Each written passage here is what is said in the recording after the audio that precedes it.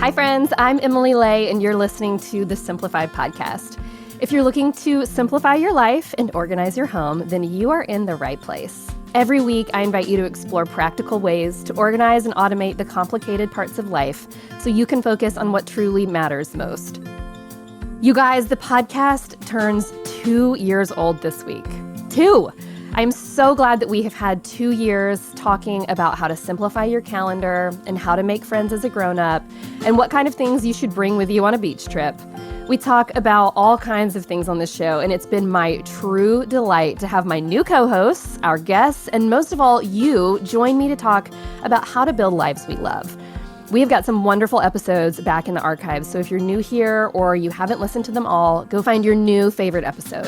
There are more than 100 for you to choose from. And don't forget to follow our show wherever you get your podcasts. So there's something about me you need to know.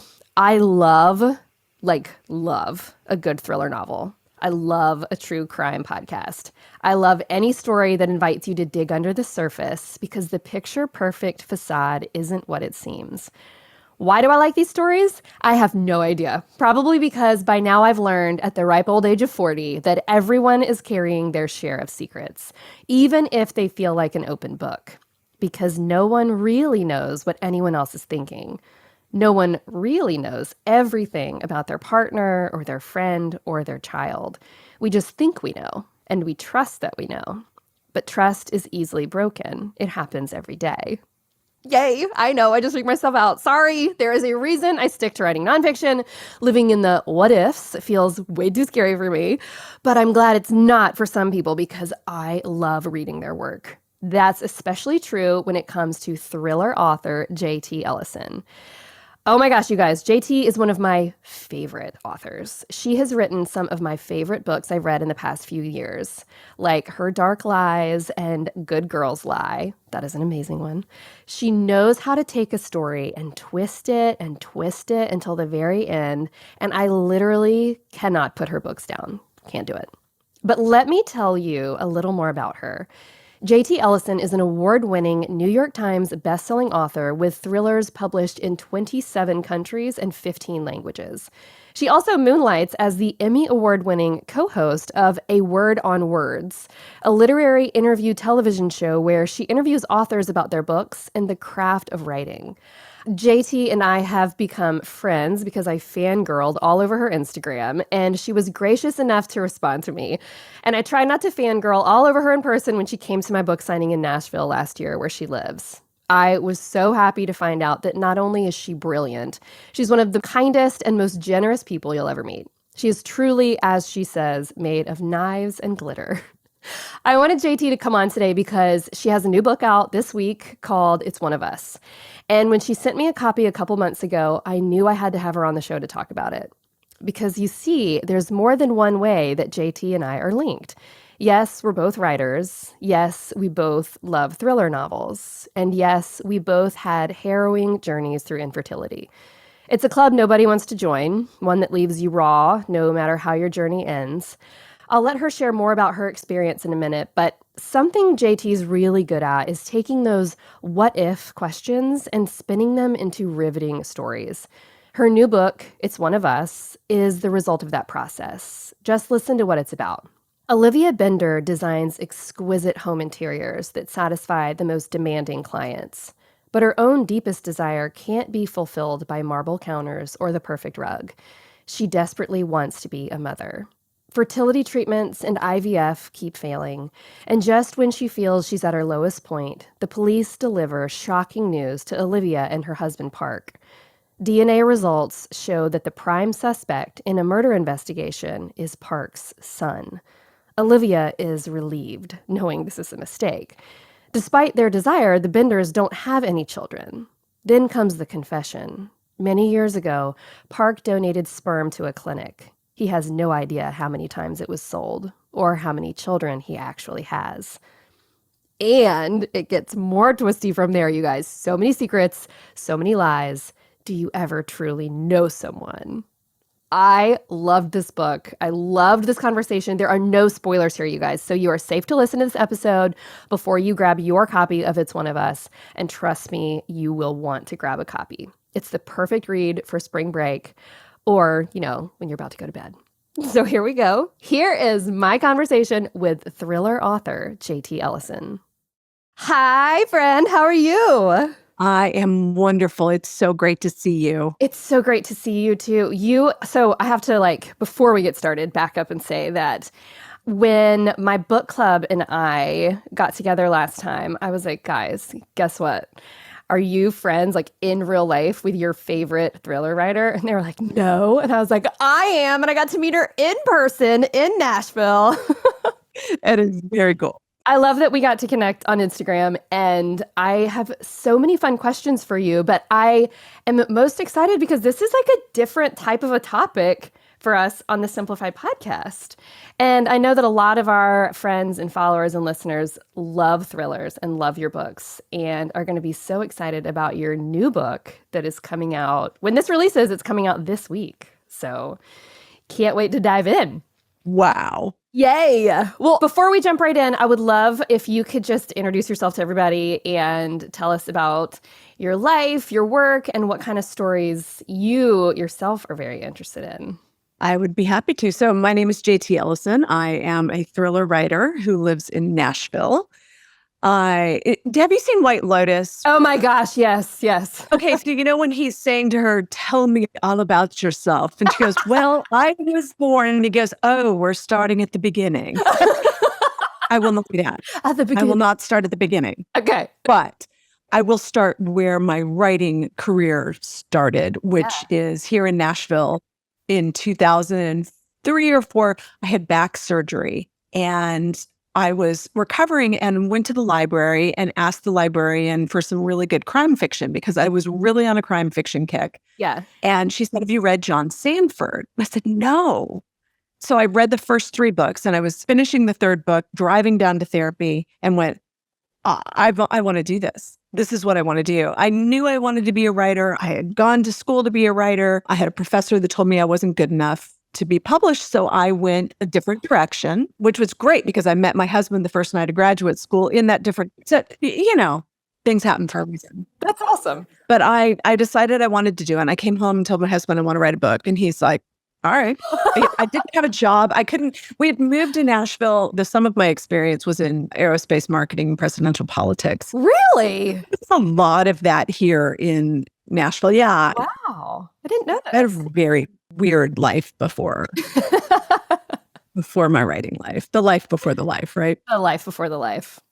I got down to work. I wrote a novella. I sent it out to every house in New York, rejected by every house in New York. No. But one of them said, hey, this is really a great story. There's nothing about it, though, that elevates it to the next level of where we would buy it. And I'm like, okay, that's harsh, but really helpful advice. So that's when I realized, okay, there's a whole world out there that I need to go do my research. I need to get involved. And so I joined a critique group and I started going to book signings and meeting authors. John Connolly was the first author I ever met. And I mean, I still get starry-eyed just thinking about it. It was incredible. And I gave it another shot. And that book is the one that got picked up by an agent and did not sell. So I circled back, wrote another one, and that's the one that sold. That is incredible. It was a quick but painful few years of, figuring out what I was doing. I jumped in, and I do this with both feet without really thinking. Same. Through the process. And it was pre-fabulous internet connection days. So it was a total vacuum. I had no idea.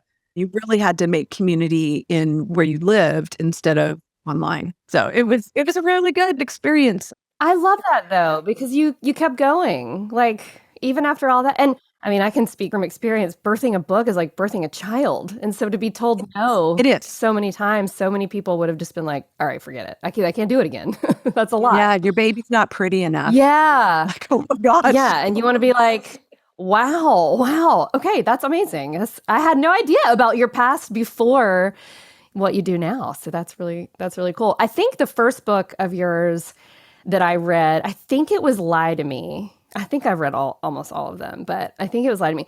And if you guys have not read it, it's fantastic. But when you sent me It's One of Us, which is your latest, which I was like beside myself. You sent me the advanced copy. I think we were going on vacation and I just devoured the entire book so quickly. Number one, I felt so excited to be able to read it early. And number two, I was just excited to have another book of yours to read. But the main character, I was so fascinated by Olivia. And I was fascinated by kind of the story of infertility that's woven throughout the book, because it is so delicate and it's so personal. I saw myself in her. Like in the very beginning of the book, she's miscarrying. I won't give away any spoilers, anybody. Don't worry.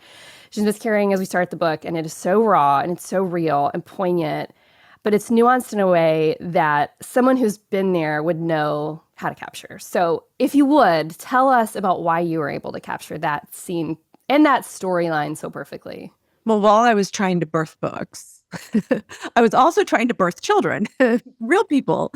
And unfortunately, I could not stay pregnant. And we tried everything. We did all the infertility treatments and nothing worked. And nobody could figure out why I couldn't stay pregnant. And they never did. They've never figured that out. I never did have children of my own. But how do you write about this topic when you're a thriller writer, right? It's just not something that you normally find in a thriller. Yeah. I think what's a wonderful movement in the past several years, that the thriller genre has been dominated by female authors, and the female stories, the stories that we are dealing with are much more, what is the mother and what is a marriage, and, all of these really naughty questions. Yes. So I knew that I couldn't write about what it was like to have children, but I knew that I could write quite well about what it was like to lose them.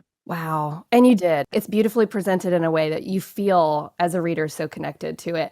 I love that you said that about women writers and their lived experiences that they're bringing kind of to their books. I just finished All the Dangerous Things by Stacey Williamson. And it's similar in the way that at the very end, the author, and I won't give away spoilers on this one either. I listen to most of my books, so I listened to this one on Audible. But at the end, she talks about how the guilt of being a woman, not just in motherhood, but just the way that women from the get-go, we feel guilty about being too much or too little or too big or too small or whatever, and how that's woven into her book. I think those kinds of storylines, they make the books just so interesting. I don't know. I think they just bring you in. They do. We say, I'm sorry all the time. Why are we apologizing? Why are, oh, I had a bad day. I'm sorry. What? It's not your fault. Right. So I'm glad to hear that. She's a really talented author. That's cool. She is. That was my first one I read from her, but I could not stop listening to it. It was great. So fiction writers in general are such a mystery to me. And it's funny, my husband has, in the past couple of years, been like, you should try your hand at fiction. Like, you love the nonfiction stuff that you write, but you should try your hand at it.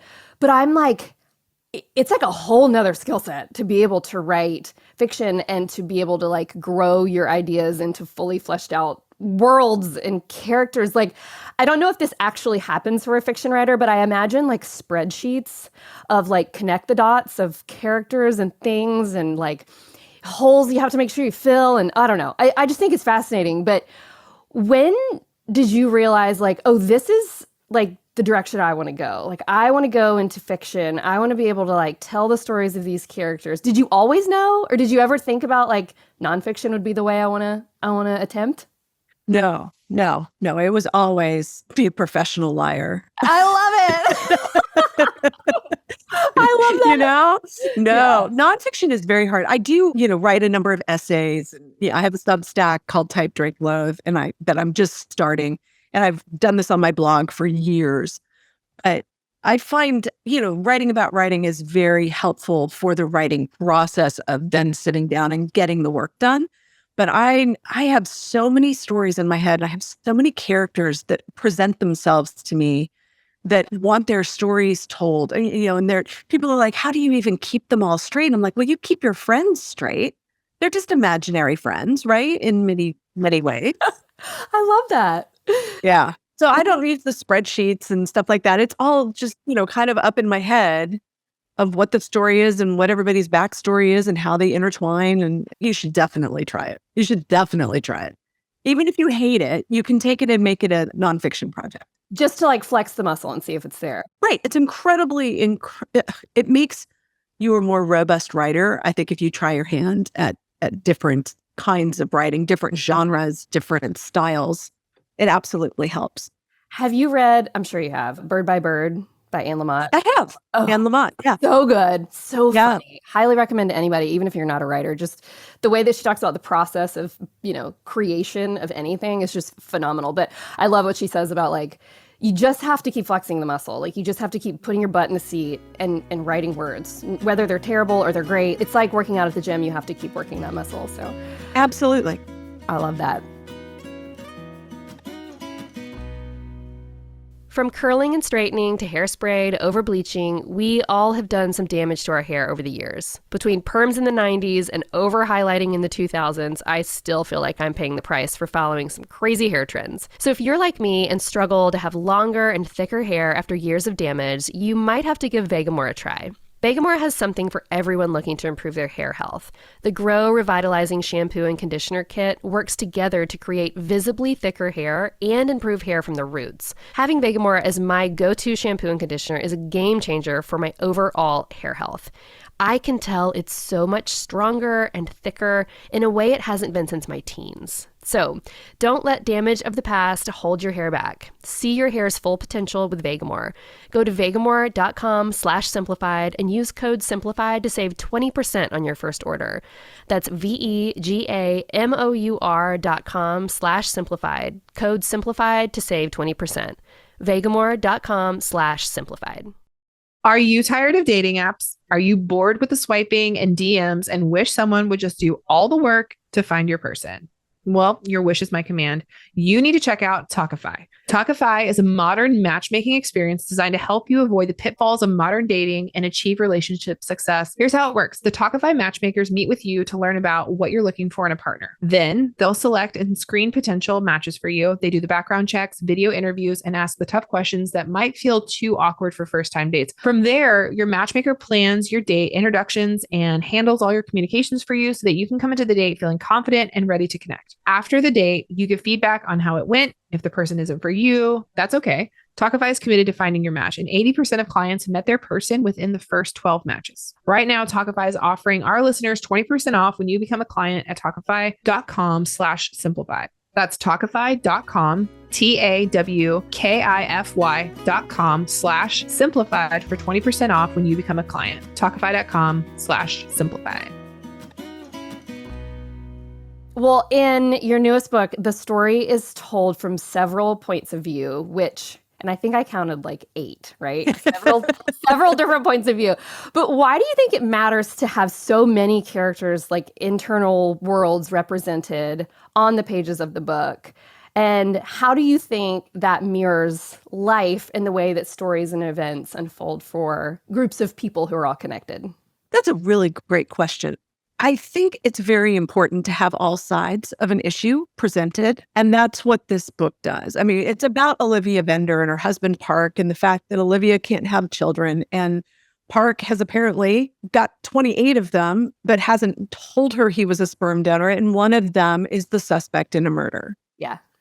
That's enough to hang an entire book on. I mean, literally. Right? That's enough. Right. But I felt like it was really important to have the perspective of both a donor child and a donor mother and how they approached this and why did Darby decide she wanted to be a single mother?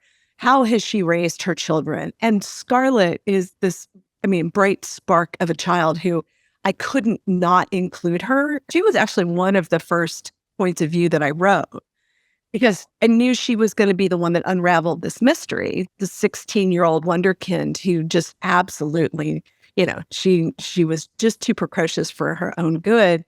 And I knew she was going to be the one that was going to kind of blow everything up. So I think it's very important to show all sides of the story. So yes, in this, you have the wife, you have the mother, you have the daughter, you have the husband, the cops. There's the police perspective of what they're doing and how they're looking at this. There is the brother, the twin brother, who, comes into the story and plays a large role in everything. It also gives you a large cast of suspects. Exactly. Right. Right? You just never really know who's Who's telling the truth? Who is the reliable narrator in the story? Who is trying to put their own agenda forward? And my gosh, is that not life? Right? And you just never, especially in our online lives, Yeah. we never know who's real and who isn't. Yeah. I mean, you could be having an intimate conversation with somebody who's catfishing you and it's not the real person. So that's something that always kind of fascinates me is what is reality? What are we experiencing? We curate our lives so much. How much of it is real? So in order to really peel back the layers, having the multiple points of view around a single story, I think really helps with that. I find those types of stories so fascinating because it's kind of like the stories that are written like then and now, or you have the, multiple points of view.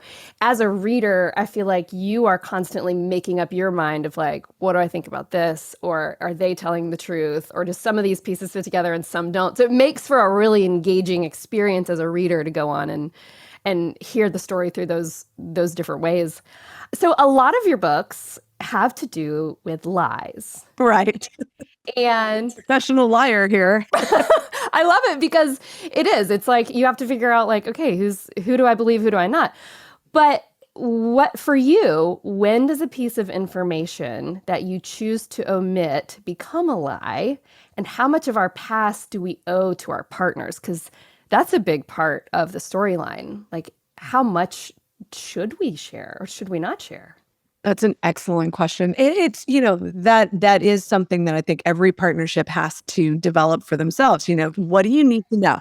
So it's a great line from Diana Gabaldon that marriage has room for secrets, but not lies. Ooh. And I think that is how I approach all of this. It's what is appropriate as a secret and what is a white lie that is meant to, you ask your husband, do I look nice in this dress? And he goes, oh yeah, honey. Those genteel, helpful little lies that we parse out. And then there's the ones that, we're having an affair or having a flirtation or hiding a phone, those kinds of things. That's when you're starting to get into the real meat of lying to your spouse, when you're having a different life that you're not sharing with them. Or 28 children. I mean, you've desired 28. Now, in his defense, he does not know this. True. He was a sperm donor when he was a kid. When he was a college student. Yeah. And he, thinks that the company's going to be ethical, right? Which they have limits in how many children that they're allowed to use from a sample. But this is a very unethical organization, and he's got a lot of children. A lot of children. It's a great dichotomy because she actually says to him, listen, I want you to donate so that you have something of yourself left behind. And it's this perfect moment that he can say, it's okay, Olivia. I already did that when I was a kid. It's fine. Don't worry about it. But he doesn't tell her. And that lie of omission is enough to crack things wide open. Wide open. And I think lies of omission are sometimes the worst. Yeah. When you have an opportunity to come clean about something, even if you haven't done something wrong. Right. And you don't, then suddenly you have done something wrong. And he had the perfect opportunity. Absolutely did. So my publisher is in Nashville. You're in Nashville. I've been going to the city now for, almost a decade. And I have watched the city of Nashville change over the years in lots of different ways. And I can read about the change of the city in your books too, because it's woven through so many of your stories, almost like a living, breathing character of itself. So tell us, what is it like to put your city in the pages of a book? And what's it like to interact with readers who've become much more familiar with Nashville over the years? Right. It's such a great town. That. It has changed so much since I moved here in 98. My husband is actually a native, and we came here for him to go to work for the Tennessean in market research. And but we didn't have a symphony hall. Downtown was, not the safest area to go. It was so incredibly different. And now it is vibrant and alive. And we have an incredible food scene, and we have an incredible, everything, the music, the people who come visit, it's just an incredible town. The problem is things close so often that you can go through, and my books are a time capsule. Yeah. Right. Starting back, the first book came out in 2007.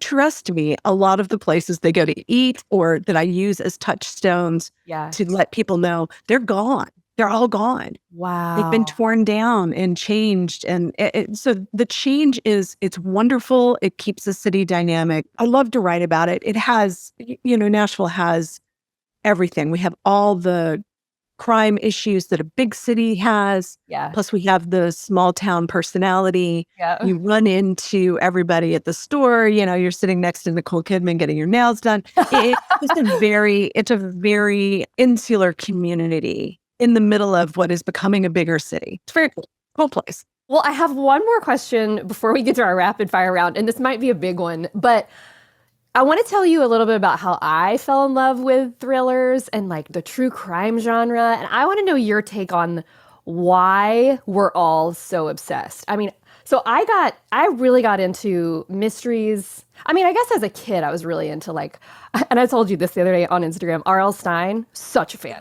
I loved Fear Street. I loved Goosebumps. All of those. I mean, that's my childhood. I loved reading those books under the covers with the flashlight when I was supposed to be asleep. But as an adult, I kind of stopped reading those types of books until I had kids. And I was working so hard to grow this business. And I was working, so hard to raise this tiny little family of very small people. And I needed an escape from everything that my day-to-day life looked like. And so I started listening to audiobooks because I could multitask while I, did the dishes and listened to audiobooks. And I just fell in love with mysteries and with thrillers. Side note, I have to make sure I throw this in. Good Girls Lie. That's a great book. I think that was one of my first. I think that was one of the first books that I really devoured really quickly. And I listened to it on Audible. But I love a setting that is like an academia type of a. Oh yeah, dark academia is my favorite. Oh, it's so good. Okay, that's okay. Side note, that was so good. But why do you think, as a society, we are also fascinated with true crime and with thrillers? And maybe this is a question we should be asking our therapists, but what do you think? Honestly, I think it has an anthropological component because as, when we were cavemen, right? Yeah. If we stepped outside of the cave and we weren't paying really good attention, something would eat us. Right. Right. So we were in constant danger. Our flight and fight systems were always going on. Mm-hmm. So our nervous systems were activated constantly. We haven't evolved that much from that time, right? Our bodies are not that different. Our nervous systems are certainly not that different. We are in danger when we walk out the door of being eaten by a saber-toothed tiger, right? Thank God. So we have to satisfy that basic biological urge of fight and flight with something. And I think that's why we like scary movies and that's why we like thrillers. I think we also really like true crime and thrillers because there is a sense of justice. Yeah. There's a sense of the crime is solved in many cases. Yeah. And there is reason put back into the world and the world is put back into balance. Mm-hmm. Yeah. So I think it's a combination of those two things. That's cool. I have to ask you this other question too, just popped in my mind. When it comes to the audio versions of your books, how do you choose who reads them? Because I think as someone who loves the audio versions, it's got to be a good narrator on these types of thrillers. A narrator can make or break the book 1,000 times over. Yeah. I have audio approval. So they send me the narrators and I listen. In some cases, like It's One of Us, I wrote this book for Julia Whalen. Cool. I knew Olivia's voice was Julia. And it's just who she was. And the entire time I was writing it, that was the voice I heard in my head. So when it was time, I warned Julia, listen, I've written a book for you. I need to, because this book was 18 months. I turned it in 18 months ago. I warned her, I'm like, listen, it's coming. And if you can at all kind of budget some time in your schedule, if you would be interested in doing this. And she was like, I will do my best. And then we were able to get her to do it. Oh, so cool. I'm going to have to listen to it now. Oh my gosh, I cannot. She just finished taping and I just cannot wait to listen. Oh, but that's great. it is, they can make or break it. I had the very first book set here in Nashville. Nashville doesn't have a really heavy Southern accent. There's a little bit, and there's an inflection on some words and everything. But the first narrator I listened to, and they were all excited. They're like, this is just perfect. You're going to love her. And I opened it and I hit play and said, Taylor, this is your mother. I'm like, what? What? No. Not it. That is not what a Belle Mead Society matron sounds like in Nashville. Please. That is hysterical. Yeah. Not it. So I had to, it was like the first thing that ever happened to me. I had to say no to the audiobook narrator. But it is, they absolutely make or break it. If you listen to Lie to Me, that cast is so spectacular. I can actually listen to that and forget that I wrote it. Oh my gosh, that's amazing. That's very hard to be like, no, this is somebody else's words. This is somebody else's story. It's so, That's awesome. It's so cool. But I'm really excited that Julia's reading It's One of Us. I cannot wait to hear it. Oh, I can't. I'm going to have to listen to it. I read it in the pages, but now I need to listen because I love a good narrator. I love Ruth Ware, as we've talked about before, and Imogen Church reads a lot of hers. And she, I will listen to a book or read a book if I know she's a narrator, knowing nothing about it. Just knowing that her voice, it's just so good. Well, okay, so to wrap us up, I have rapid fire questions, and this is what we do on all of our episodes. But I have 1, 2, 3, 4, 5, 6 questions for you. Whatever comes to your brain, you just spit it out, okay? The first thing you do when you finish writing a book? Pizza and champagne. Same. Ditto. Your go-to snack for writing fuel? Either cashews or sunflower seeds. Really? I love sunflower seeds. Do you really? Yeah. Awesome. I'm like a baseball player. I put a wad of them up and spit out the shells. Oh, yeah. Put them on your desk while you write? Yeah. I feel like I can envision this. Okay, a job one of your characters has that you would take on if you were not a writer. That's a big one. Oh, so Olivia, she's an architectural designer, and I would do that in a heartbeat. I would flip houses. I have no sense of what needs to go on a bookshelf, but I can do it. So I love that. Okay, the best advice that you would give to an aspiring author or entrepreneur? The advice that I got, which freed me from my creative writing degree upbringing, which is you make the rules page by page. Oh, that's so good. Mm-hmm. I needed to hear that. I have a creative writing degree too, and they don't teach you that. No, they don't. They have one way up the mountain. There are many ways up the mountain, and you get to decide what path to take. You do. An author's work that you always pre-order? Daniel Silva. Really? Okay. Yes. He writes a spy series with Gabrielle Allon, who is the head of Mossad. And just the books are fantastic. I absolutely love them. They're not escapist. They're very real. They're almost too real. His wife is actually Jamie Engel, who's the NBC reporter. No way. So that is, he's really on top of everything current events. So it harkens back to my political background. I love those books. That's awesome. I have alerts set up for you and for Ruth Ware. You're my go-to. I mean, Ruth is also, pretty much every really great thriller author is on pre-order for me. Same. I have a stack, but I'll make it through them all one day. But yeah, those two. Your favorite TV show you've seen in a while? Well, we just finished the second season of White Lotus, and I thought it was pretty over the top. They did a good job. It was very fun. Yeah. I really loved that one. Well, JT, thank you so much for taking the time to do this. I know you are so busy right now with this amazing book coming out, but I just loved having you on and getting to ask you all of our questions and wish you all the best of luck. Can you tell everybody where they can get your newest book and find you on the interwebs? Absolutely. So jtellison.com is my website. I am online, Twitter and Instagram at ThrillerChick. And the book should be in stores everywhere. Get in touch with your local indie, and signed copies will be at Parnassus and Poison Pen and Murder by the Book and M. Judson bookseller. Nice. Yeah. Thank you so much. Thank you. Well, that was the most fun conversation. I could have had JT on the podcast for 6 hours because I had so many questions to ask her about thrillers, about writing, about life. I just think she's an absolute gem, and she is beyond talented. I would highly recommend absolutely any of her books because none of them disappoint. Guys, usually this is the portion of the show where I will leave you with a blessing and a little tip you can take away for the week ahead. But today, I'm just going to tell you one thing. Go pick up a good book and read. Whatever you want, fiction, nonfiction, paperback, ebook. Get lost in the pages of someone else's words. Put yourself in someone else's lived or imagined experience. There's so much joy to be found when we allow ourselves a few minutes of escape. A few minutes of knowing, and so many ways to widen our worlds when we look at everything through someone else's eyes. That's what I want for you this week. Thank you for listening to the Simplified podcast. I hope you enjoyed my conversation with JT.